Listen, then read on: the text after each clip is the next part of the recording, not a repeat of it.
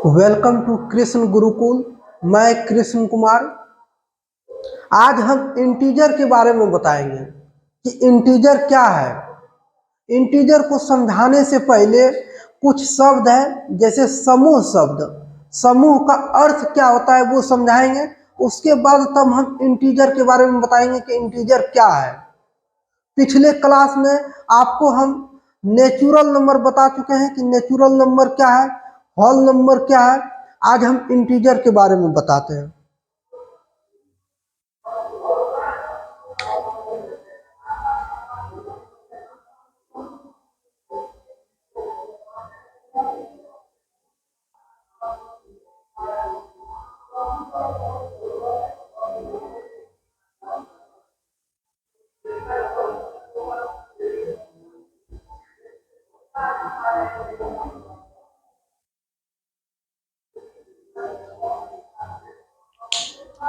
Collect, COLLECT,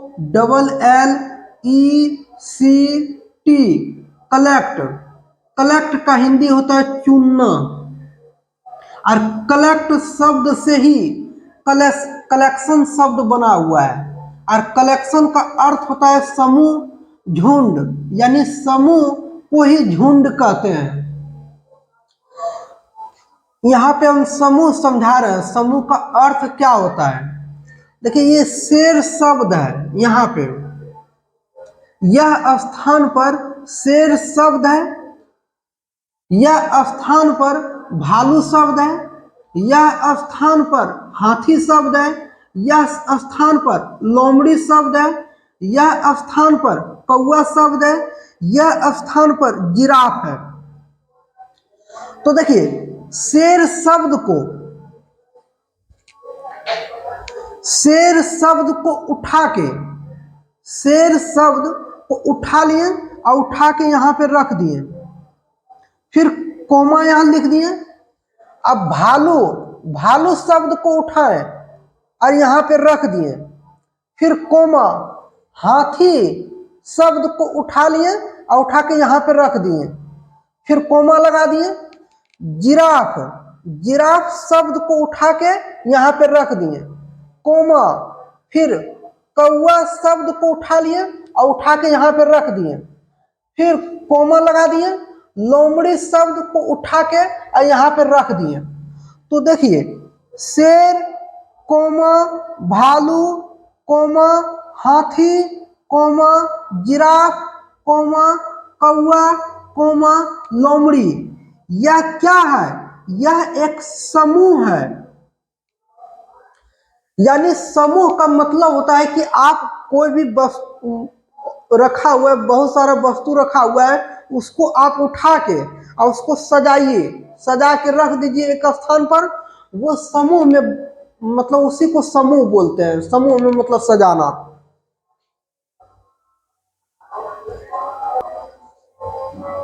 देखिए, यहाँ पे संख्या जो है अलग अलग स्थान पर रखा हुआ है। यह स्थान पर 0 है, यह स्थान पर 5 है, यह स्थान पर 4 है, यह स्थान पर 9 है, यह स्थान पर 6 है, यह स्थान पर 2 है, यह स्थान पर 1 है। तो यहाँ संख्या जो है अलग अलग स्थान पर रखा हुआ है। अब इसको हमको क्या करना है कि हर संख्या को उठा के एक स्थान पर रखेंगे और सजा के रखेंगे। जैसे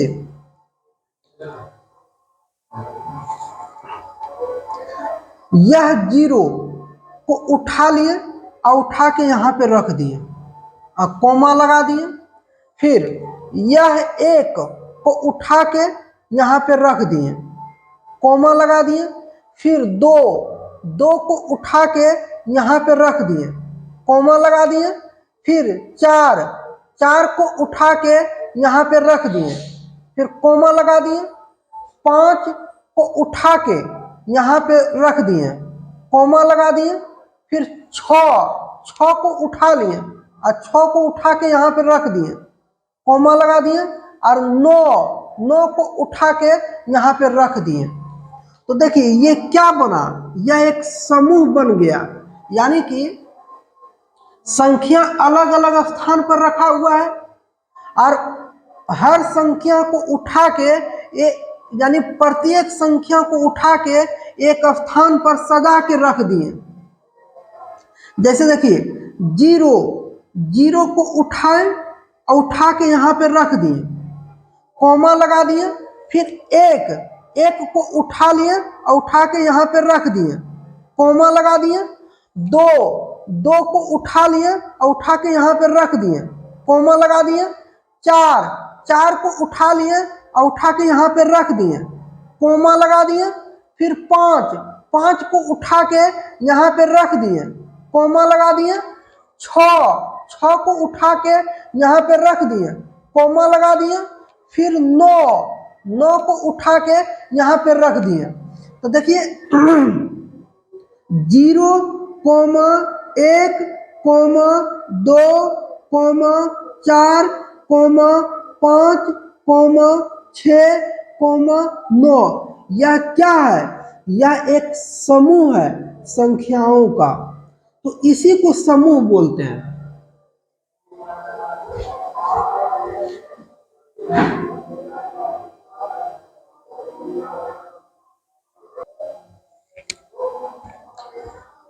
पूर्णांक का जब परिभाषा लिखेंगे तो उस वक्त समूह शब्द का भी प्रयोग होगा और एक ऋणात्मक प्राकृत संख्या का शब्द प्रयोग होगा। ये जो ऋणात्मक प्राकृत शब्द संख्या है इसका भी प्रयोग होगा। तो पहले समझ लेते हैं कि ऋणात्मक प्राकृत संख्या क्या है। तो प्राकृत संख्या के बारे में आपको हम बता चुके हैं कि जो गिनती की संख्या है वो प्राकृत संख्या है और जो गिनती की संख्या नहीं है वो प्राकृत संख्या नहीं है। तो सबसे पहले हम समझते हैं कि ऋणात्मक, ये जो ऋणात्मक शब्द है इसका अर्थ क्या है। तो पिछले क्लास में याद कीजिए जब हम पहला क्लास लिए थे नंबर सिस्टम का, तो उस वक्त हम बताए थे कि रियल नंबर को दो भाग में बांटा गया है, एक प्लस और माइनस के चिन्ह के आधार पर। देखिएगा रियल नंबर को दो भाग में बांटा गया है, प्लस और माइनस के चिन्ह के आधार पर। समझिएगा, प्लस और माइनस चिन्ह के आधार पर रियल नंबर को दो भाग में बांटा गया है, एक पॉजिटिव नंबर, दूसरा नेगेटिव नंबर। पॉजिटिव नंबर का हिंदी होता है धनात्मक और नेगेटिव नंबर का हिंदी होता है ऋणात्मक। तो वहां पे आपको हम बताए थे कि जो संख्या के आगे प्लस का चिन्ह लिखा हुआ रहे या माइनस का चिन्ह लिखा हुआ रहे, सॉरी, जो संख्या के आगे प्लस का चिन्ह लिखा हुआ रहे या प्लस का चिन्ह छिपा हुआ रहे, वह संख्या को हम क्या कहते हैं? धनात्मक कहते हैं। जैसे यह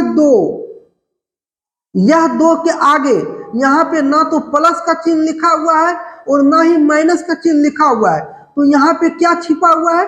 प्लस का चिन्ह छिपा हुआ है। इसलिए ये जो प्लस दो है क्या है? एक धनात्मक है।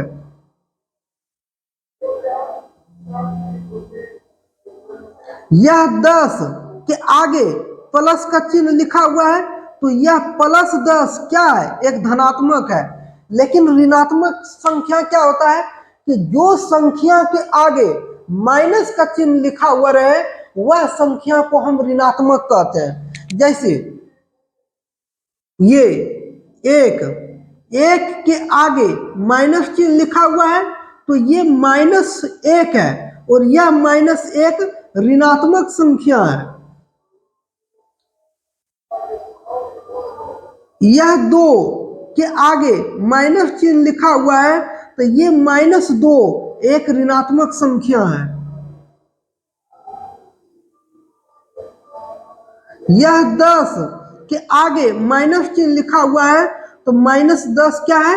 ऋणात्मक संख्या है। यह आप समझ गए कि धनात्मक संख्या किसको कहते हैं, ऋणात्मक संख्या किसको कहते हैं।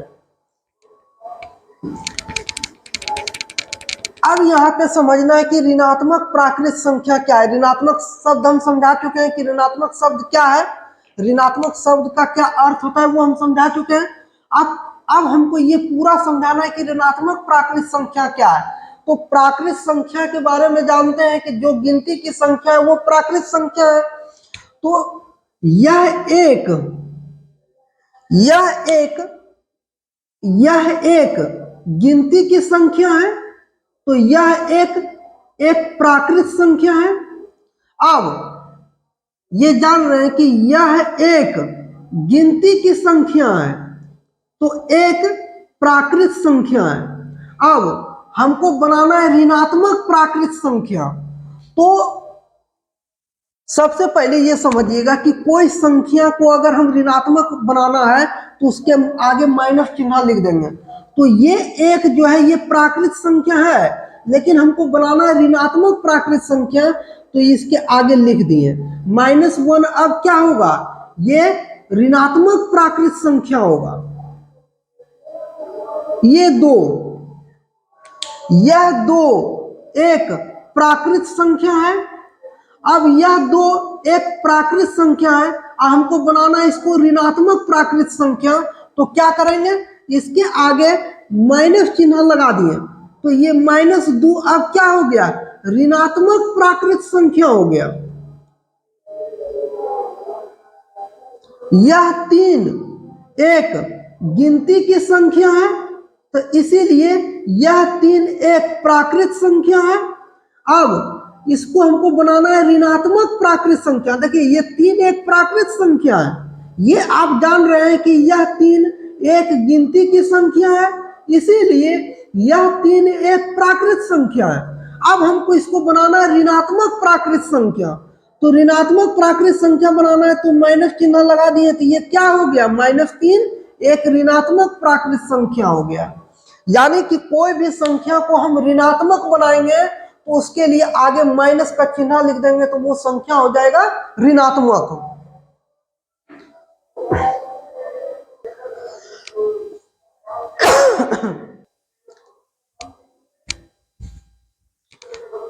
अब पूर्णांक के बारे में बताएंगे। इंटीजर का हिंदी पूर्णांक है। पूर्णांक क्या है, क्वेश्चन मार्क। प्राकृत संख्या की समूह में शून्य और ऋणात्मक प्राकृत संख्याओं को मिलाने पर जो समूह बनता है वह समूह को पूर्णांक कहते हैं।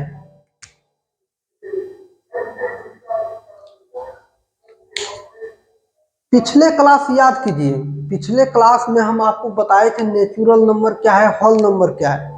वहां पे बताए थे नेचुरल नंबर का हिंदी होता है प्राकृत, इसलिए कभी हम नेचुरल बोल दें कभी प्राकृत बोल दें तो कंफ्यूजन नहीं होना है। पिछले क्लास में हम बताए थे कि प्राकृत संख्या के समूह में शून्य को मिला देते हैं तो जो समूह बनता है वह समूह को क्या कहते हैं, पूर्ण संख्या कहते हैं।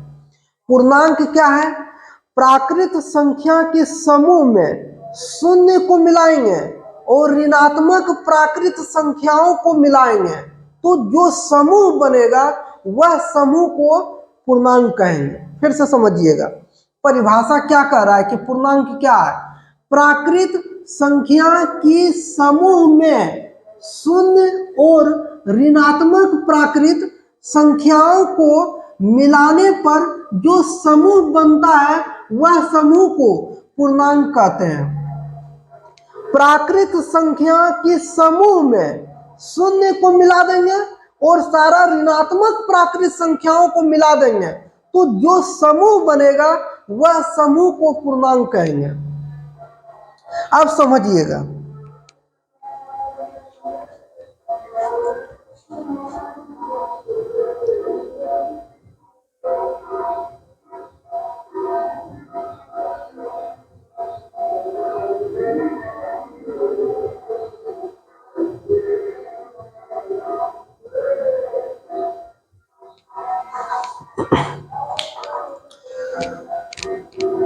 एक comma 2 comma 3 comma 4 comma dot dot dot dot.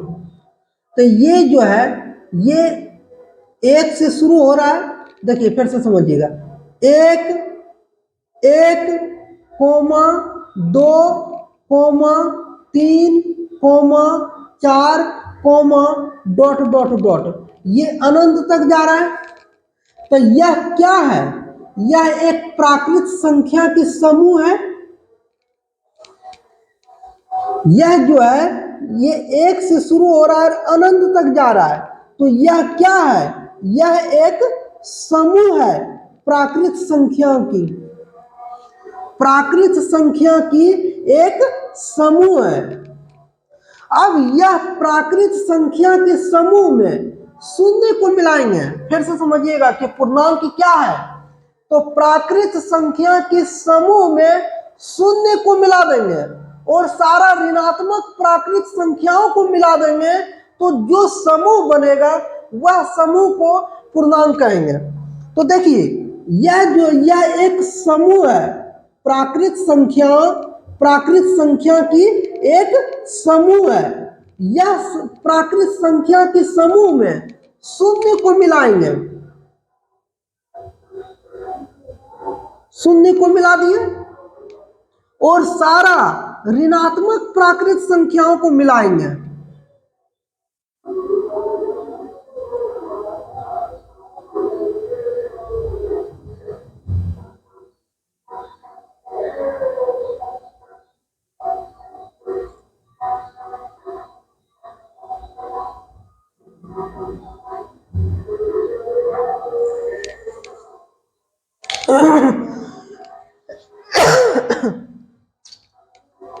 देखिए यहां समझिएगा, ये जो 1 से शुरुआत हुआ है, 1, 2, 3, 4, अनंत तक, तो यह एक समूह है प्राकृत संख्या की। प्राकृत संख्या की एक समूह है। अब यह देखिए यह एक प्राकृत संख्या की समूह है। यह समूह में शून्य को मिला दिए और सारा ऋणात्मक प्राकृत संख्याओं को मिला दिए। तो अब यह जो समूह बना, यह समूह को क्या कहेंगे? पूर्णांक कहेंगे। तो अब देखिए 0 एक पूर्णांक है, 1 पूर्णांक है, 2 एक पूर्णांक है, 3 एक पूर्णांक है, 4 एक पूर्णांक है, 4 के बाद 5 आएगा, 5 एक पूर्णांक है, 5 के बाद 6 आएगा, 6 एक पूर्णांक है, 6 के बाद 7 आएगा, 7 एक पूर्णांक है, 7 के बाद 8 आएगा, 8 एक पूर्णांक है, और जो आएगा वो पूर्णांक है। -1 पूर्णांक है, -2 एक पूर्णांक है, -3 एक पूर्णांक है, -4 एक पूर्णांक है, -5 एक पूर्णांक है। -4 के पहले -5 आएगा, तो -5 एक पूर्णांक है। -5 के पहले -6 आएगा, -6 एक पूर्णांक है। -6 के पहले -7 आएगा, -7 एक पूर्णांक है। -7 के पहले -8 आएगा, -8 एक पूर्णांक है। इसी तरह जो आएगा वो पूर्णांक है। अब ये जान गए कि ये पूर्णांक की संख्या, पूर्णांक की एक समूह है। ठीक।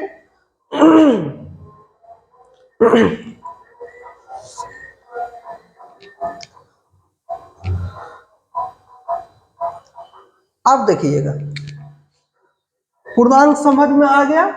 अब देखिए पूर्णांक की समूह को बड़ी आई या बड़ी जेड से सूचित करते हैं। अब देखिए 1 नंबर में हमको समझाना है कि प्रत्येक प्राकृत संख्या एक पूर्णांक है। देखिए ये जो वाक्य है, सेंटेंस, प्रत्येक प्राकृत संख्या एक पूर्णांक है, कैसे बताते हैं? देखिए ये आप जान रहे हैं कि यह एक समूह है प्राकृत पूर्णांक का, सॉरी, यह एक समूह है पूर्णांक का। अब यह समूह में देखिए 1 से जो शुरुआत हुआ है, 1 से जो शुरुआत हुआ है और अनंत तक गया है, यह किसका समूह है? प्राकृत संख्या की समूह है।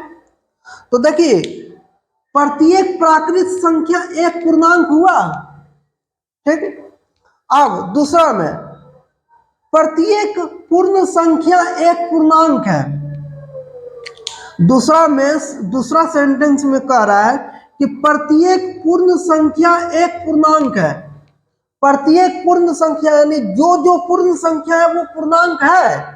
तो देखिए अब यहां से आप लीजिए जीरो से, जीरो कोमा, यानी यहां से हम शुरू करते हैं। देखिए जी जीरो से ले रहे हैं, जीरो कोमा एक कोमा दो कोमा तीन कोमा चार कोमा डॉट डॉट डॉट। तो अब ये जो समूह बना है ये किसका समूह है? ये समूह पूर्ण संख्या का एक समूह है।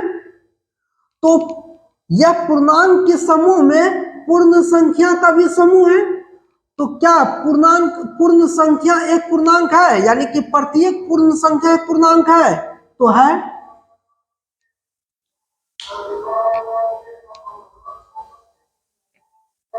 अब देखिएगा तीसरा में क्या कह रहा है कि शून्य ना तो धनात्मक पूर्णांक है और ना ही ऋणात्मक पूर्णांक है। सुनिएगा, शून्य ना तो धनात्मक पूर्णांक है और ना ही ऋणात्मक पूर्णांक है।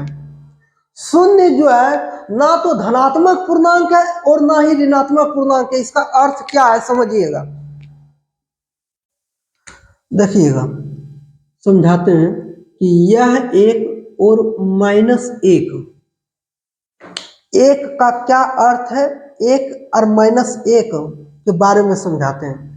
मेरे पॉकेट में 1 रुपया है तो इसका मतलब हुआ कि प्लस एक है, यानी मेरा खुद का अपना 1 रुपया है। और यह माइनस एक जो है, या कोई एक लड़का के पास -1 रुपया है, इसका अर्थ हुआ कि वह लड़का कोई दूसरे लड़का से 1 रुपया कर्ज लिया है, उसका खुद का अपना 1 रुपया नहीं है।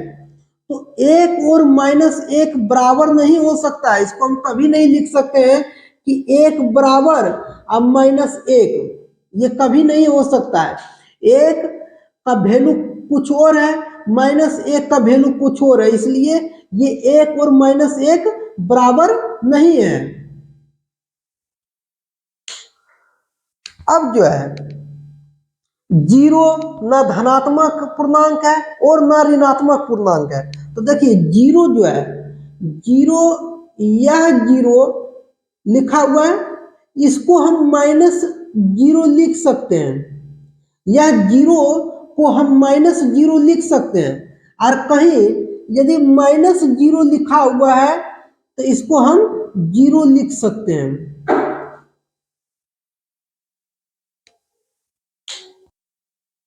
तो आप समझ गए कि शून्य ना तो धनात्मक पूर्णांक है और ना ही ऋणात्मक पूर्णांक है, इसका अर्थ। अब देखिए कौन संख्या पूर्णांक है और कौन संख्या पूर्णांक नहीं है।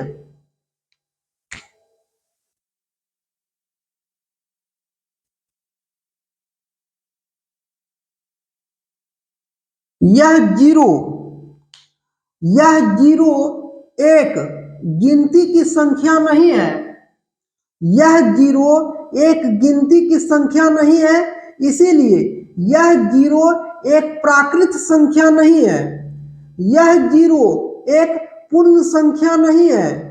यह जीरो एक पूर्णांक है।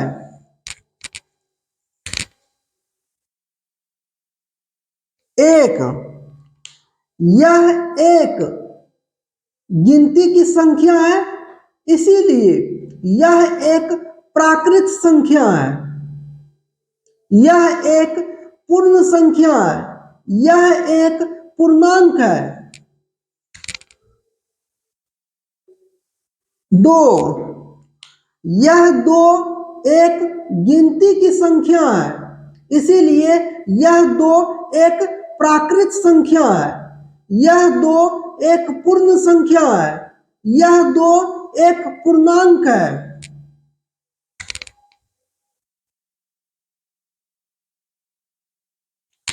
यह तीन एक गिनती की संख्या है, यह तीन एक गिनती की संख्या है, इसीलिए यह तीन एक प्राकृत संख्या है। यह तीन एक पूर्ण संख्या है। यह तीन एक पूर्णांक है।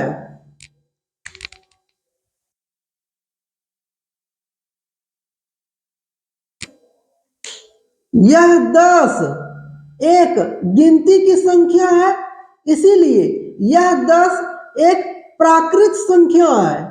यह 10 एक पूर्ण संख्या है। यह 10 एक पूर्णांक है।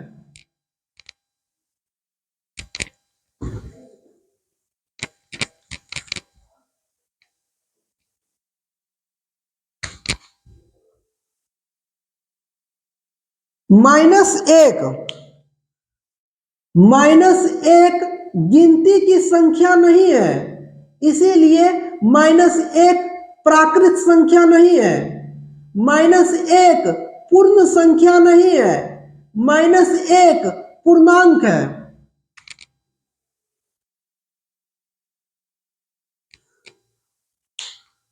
-2 एक गिनती की संख्या नहीं है, इसीलिए -2 एक प्राकृत संख्या नहीं है। -2 एक पूर्ण संख्या नहीं है। -2 एक पूर्णांक है।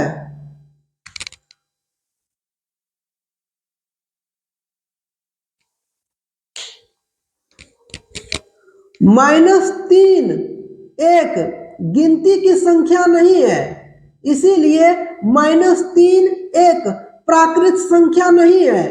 -3 एक पूर्ण संख्या नहीं है। -3 एक पूर्णांक है।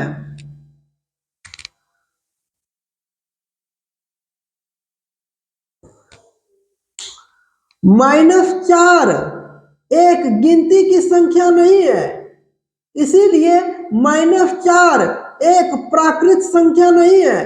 -4 एक पूर्ण संख्या नहीं है। -4 एक पूर्णांक है।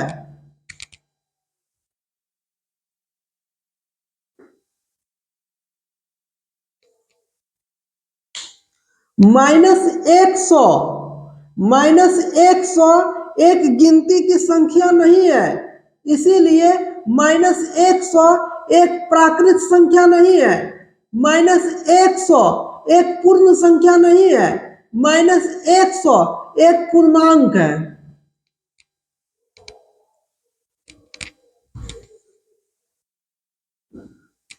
ये जान गए हम लोग कि कौन संख्या पूर्णांक है। अब कौन संख्या पूर्णांक नहीं है, ये जानना है।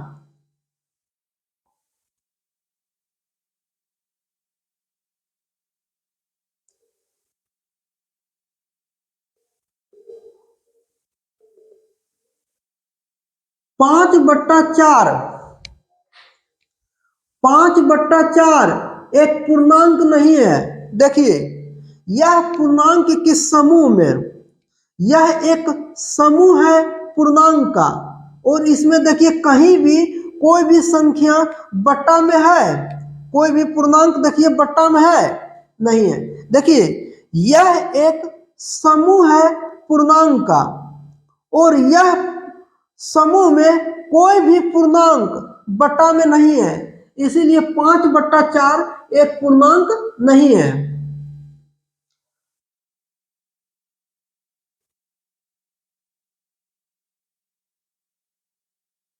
तीन दशमलव सात एक पूर्णांक नहीं है। यह पूर्णांक के समूह में कोई भी पूर्णांक दशमलव में नहीं है, इसीलिए 3.7 एक पूर्णांक नहीं है।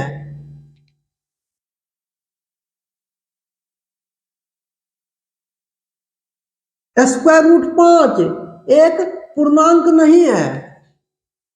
यह समूह में, यह एक समूह है पूर्णांक का, और यह समूह में कोई भी पूर्णांक स्क्वायर रूट में नहीं है, इसीलिए √5 एक पूर्णांक नहीं है।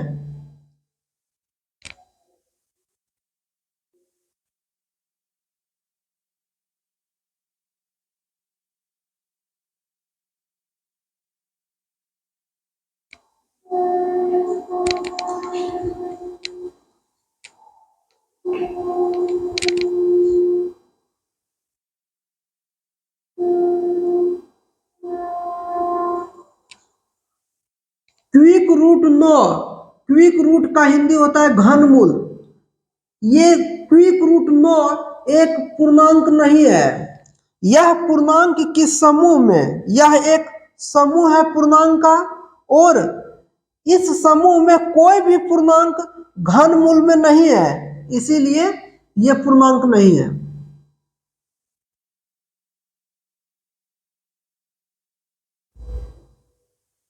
5/0 एक पूर्णांक नहीं है।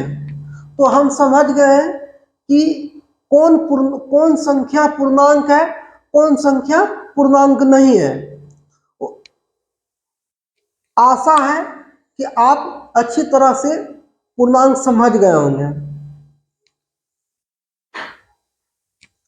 और प्रार्थना है कि मेरा चैनल को लाइक, शेयर एंड सब्सक्राइब जरूर कीजिएगा। धन्यवाद।